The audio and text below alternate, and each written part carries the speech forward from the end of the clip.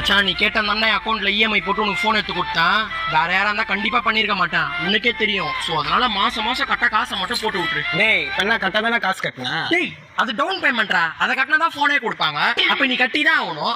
மச்சான் EMI date 4 நாள் முன்னாடி அக்கௌண்ட்டுக்கு தானே காசு இருக்கும் பாரு. ஏதோ ஒண்ணு மாசம் மாசம் கட்ட காசை போட்டேன்னா சரிதான். நான் வண்டி பக்காவா சர்வீஸ் பண்ணிட்டீங்களா? ஆமா எவ்வளோ ஆச்சு? 2800 தம்பி. சரி ஜிபே பண்ணிடுறேன். இது பேலன்ஸ் இல்லையா? 5000 ரூபாய் வச்சிருந்தானே. இவன் ஃபோன் இஎம்ஐக்கு தூக்கிட்டானுங்களா? தேவையில்லாத அவளடா உனக்கு. சி நான் கேஷா கொடுத்துறேண்ணா.